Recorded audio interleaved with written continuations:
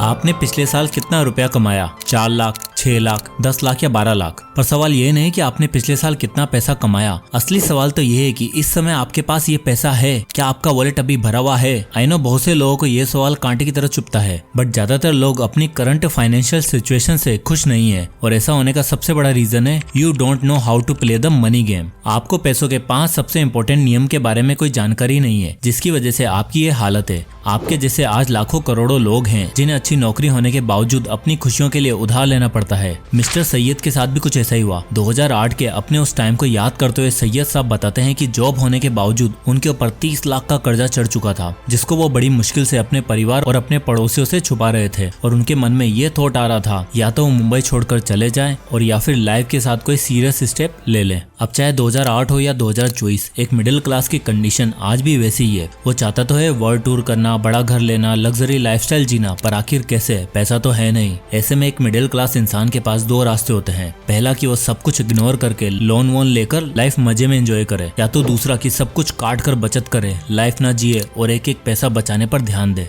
अब बात क्या है ना कि हम में से 70% पहला रास्ता फॉलो करते हैं, दुनिया की ऐसी की तैसी बोल के आगे निकलते हैं, और 30% लोग दूसरा रास्ता फॉलो करते हैं। पर इन दोनों के अलावा भी एक तीसरा रास्ता है जिसकी हेल्प से आप फाइनेंशियली फ्री हो सकते हो और एक अच्छी सेविंग्स के साथ रिटायर हो सकते हो। और ऐसा तब हो सकता है जब आप पैसों के 5 सबसे इंपॉर्टेंट नियम जान लो, जिनको दुनिया के फेमस ऑथर डेव रामसेन ने अपनी book the total money makeover के जरिए लोगों तक पहुंचाया है। अब ये नियम सिर्फ समझाने के लिए नहीं है, बल्कि आपके लिए एक रोड मैप की तरह है जो आपके माइंडसेट को बाकी लोगों से अलग बनाने में मदद करेंगे। तो आइए स्टेप बाय स्टेप इन नियमों को समझने की कोशिश करते हैं। रूल नंबर 1, सब सही नहीं होगा, स्टॉप प्रिटेंडिंग। दोस्तों, दुनिया में मोस्टली लोग अपने आप को झूठ के बबल में रखते हैं। उन्हें पता ही नहीं कि उनकी हेल्थ अच्छी नहीं है, उनकी फाइनेंशियल कंडीशन अच्छी नहीं है, पर फिर भी बोलते हैं सब सही है। जेब खाली रहती है, फ्यूचर की बजी पड़ी रहती है, फिर भी बोलते हैं सब सही है और ऐसा प्रिटेंड करते हैं कि कोई दिक्कत ही नहीं है। बस इसी झूठ को सच बनाए रखने में अपनी पूरी जिंदगी लगा देते हैं और एंड में मीडियोकर सी लाइफ जी के खत्म हो जाते हैं। अब प्रेम प्रकाश को ही देख लो, 25,000 की नौकरी करते हैं और भाई साहब के ठाट बाट ऐसे हैं जैसे कोई रईस हो। इनकी एक आदत ये भी है कि अपने आप को दुनिया का फिटेस्ट इंसान समझते हैं, खूब सारा जंक फूड और ऑयली खाना खाते हैं, पर अपने आप को फिट समझते हैं। और कुछ ऐसा ही करते हैं ये अपने फाइनेंस के साथ भी। प्रेम भाई दिल खोलकर खर्चा करते हैं, सैलरी आते ही हर महीने शॉपिंग करते हैं, और तो और जब पैसा पूरा नहीं पड़ता तब EMI बनवा लेते हैं। अब हुआ क्या, सैलरी तो है 25,000, पर जब भी भाई साहब ने देखा कि सिर्फ EMI और लोन मिलाकर 18 से 20,000 हो रहा है, तब उन्हें थोड़ी चिंता हुई। पर फिर भी वही सब सही है वाला एटीट्यूड रखा और खर्चे पे खर्चे करते चले गए। और फाइनली हुआ ये कि जब तक इन्हें होश आया तब तक इनके पास ना ही कोई काम था, ना ही पैसा, और कर्जा 5-6 लाख रुपए का। ये वही वाली बात हुई ना, अगर आप पानी में मेंढक को डाल दो और धीरे धीरे गर्म करोगे तो उसे कुछ नहीं समझ आएगा। सब सही है करता करता वो फाइनली मर ही जाएगा। ठीक उसी तरह आज का यूथ अपने फाइनेंस को मैनेज कर रहा है। इन्हें फील ही नहीं होता कि कुछ गड़बड़ है और ये कभी अपनी गलती मानते ही नहीं है। अगर आप सोचते हो कि सिर्फ जिम जाके आने से आपकी बॉडी बन जाएगी या सिर्फ पैसा कमाना है और बाकी काम अपने आप हो जाएगा, तो ऐसा नहीं होगा। ये सब चीजें आपका टाइम और आपकी डेडिकेशन मांगती हैं। इसलिए सब कुछ सही है सोचने की जगह एक पेन और पेपर लेकर बैठो और 2 कॉलम बनाओ। एक में अपनी इनकम लिखो कि कितने सोर्सेज से आपका कितना पैसा आता है और आपके महीने भर के खर्चे कितने हैं। साथ ही ये भी देखिए कि आप कितना सेव कर रहे हो और कितना इन्वेस्ट। ऐसा करने से आपको पता चलेगा कि आप कितने पानी में हो और फिर आपको प्रिटेंड करना बंद करना पड़ेगा और अपनी कंडीशन को बेटर बनाने पर ध्यान देना होगा। रूल नंबर 2, मुसीबत बता के नहीं आएगी, इमरजेंसी फंड। दोस्तों, मर्फी लॉ कहता है if anything can go wrong it will go wrong, यानी अगर कुछ गलत हो सकता है तो वो होगा, और इसी गलत के लिए आपके पास जरूरी फंड होना चाहिए, which is an emergency fund. Emergency fund का मतलब ऐसा अमाउंट है जो आपको प्रेशर सिचुएशन से बाहर निकाल पाए बिना आपका बैंक बैलेंस खत्म किए। देखो यार, लाइफ में मुसीबत कभी बता के नहीं आती। प्रेशर सिचुएशन जैसे कि इनकम लॉस, जॉब लॉस या कोई बीमारी या कोई डिसेबिलिटी जैसी सिचुएशन अक्सर आपके फाइनेंशियल प्लान और फ्यूचर की कमर तोड़कर रख देती है। और आपको ये जानकर हैरानी होगी कि इंडिया में 75% लोगों के पास कोई भी इमरजेंसी फंड नहीं है। वो अपने पेरेंट्स और फ्रेंड्स को अपना इमरजेंसी फंड समझते हैं और इसी वजह से प्रेशर सिचुएशन में उन्हें अपना सब कुछ बेचना पड़ता है। कुछ ऐसा ही हुआ 30 साल के आनंद के साथ। बेंगलोर की IT कंपनी में जॉब करने वाला आनंद ठीक ठाक अर्न कर रहा था, पर उसके पास इमरजेंसी के लिए कोई भी फंड नहीं था। उसके बैंक में कुछ 4-5 लाख रुपए थे। अब हुआ ये कि एक दिन ऑफिस जाते समय उसका एक्सीडेंट हो गया और उसकी बाइक इंश्योर्ड नहीं थी और न ही आनंद के पास इंश्योरेंस था।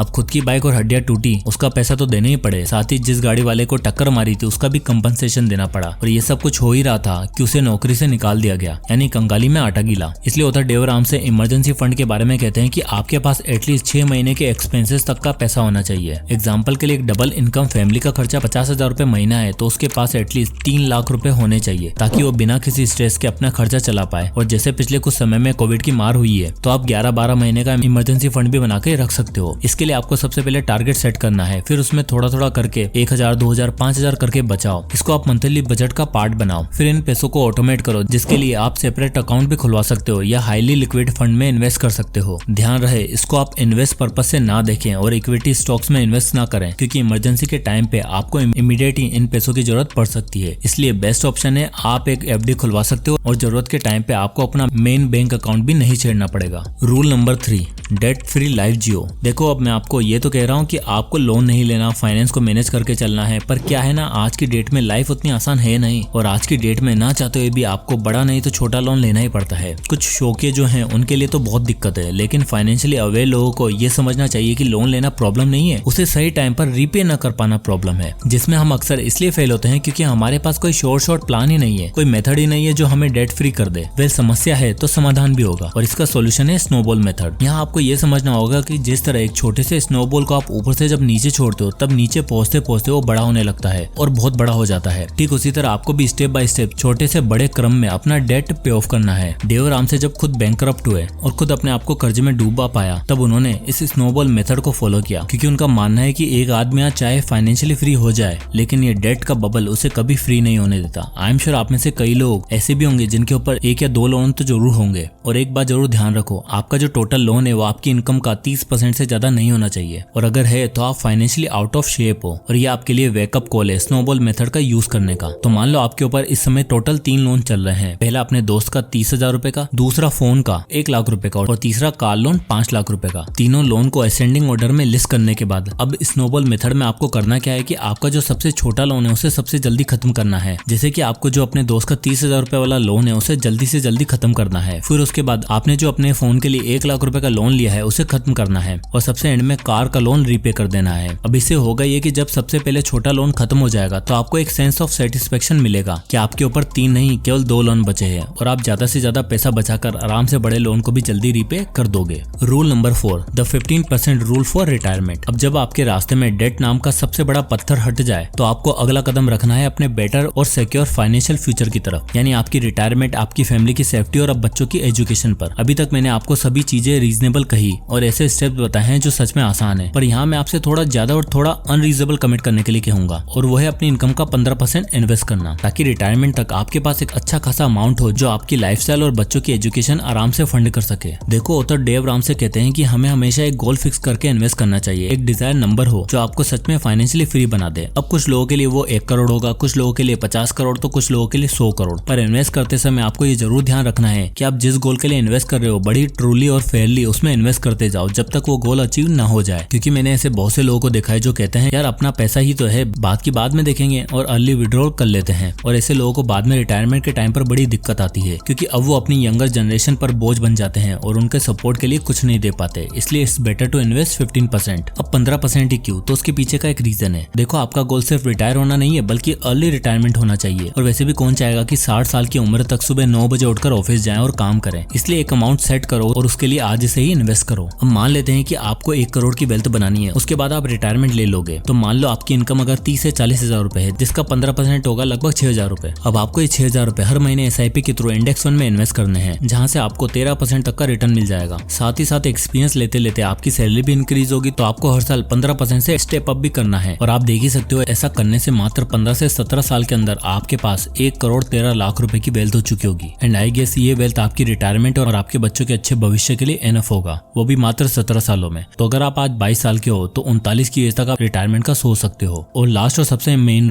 रूल नंबर 5, अपनी लाइफ का फाइनेंशियल कंट्रोल अपने हाथ में रखना। क्योंकि इस दुनिया में जितना मुश्किल अमीर बनना है ना, उससे कहीं ज्यादा मुश्किल है अमीर बने रहना, यानी अपनी वेल्थ को प्रिजर्व करना। और ये सिर्फ आप तभी कर सकते हो जब आपकी लाइफ और आपके पैसों पर किसी और का इन्फ्लुएंस ना हो। देखो क्या है ना, जब हम पैसा कमाने लगेंगे और इन्वेस्टमेंट की नई नई फील्ड्स को एक्सप्लोर करेंगे ना, तो हमें बीच में ऐसे बहुत से लोग मिलेंगे जो हमें नीचे गिराने की या हमें काटने की कोशिश करेंगे, या आपको 1 बार 2 बार सही आइडिया और टिप तो देंगे जिससे आपका इनके ऊपर यकीन हो जाएगा और फिर एकदम से ही जब आप तीसरी बार बड़ी बेट खेलोगे आपको समझ आ जाएगा कि आपका पैसे की वाट लग गई है। कुछ ऐसा ही हुआ 52 साल के ऋषिन मंजुमदार के साथ। दरअसल ऋषिन ने 2013 में श्रद्धा चिट फंड में 5 लाख रुपए लगाए और अपने साथ उन्होंने लोगों को इन्फ्लुएंस भी किया और टोटल 30 लाख रुपए लगवा दिए। कुछ समय तक तो लोगों को अच्छा खासा पैसा मिला, पर बाद में जब ये घोटाला पकड़ा गया तब उनके और उनके द्वारा लगाए गए लोगों के 30 लाख रुपए डूब गए। इसी वजह से उन्हें लोगों का गुस्सा भी झेलना पड़ा, उनकी फैमिली तक को भी नहीं बख्शा गया और हुआ ये कि उन्हें 30 लाख का कर्जा लेकर उन लोगों का पैसा चुकाना पड़ा और डबल शिफ्ट में काम भी करना पड़ा। अब आप सोच भी नहीं सकते कि कितने लाखों लोगों का सिर्फ इसलिए नुकसान हुआ क्योंकि उन्होंने अपने से ज्यादा भरोसा एक कंपनी पर किया। इसलिए सारे डिसीजन सोच समझ कर लो और अपना कंट्रोल अपने हाथ में रखो। राइट और अच्छे मेथड से इन्वेस्टिंग करो, एसेट बिल्ड करो और अगर आपको उस चीज की नॉलेज नहीं है तो सीखो। यूट्यूब से, गूगल से कंटेंट कंज्यूम करके स्किल डेवलप करो। पैसिव इनकम सोर्स की तरफ ध्यान लगाओ। सिर्फ सैलरी को प्राइमरी इनकम सोर्स मत बनाओ क्योंकि उसका कंट्रोल आपके हाथ में नहीं है।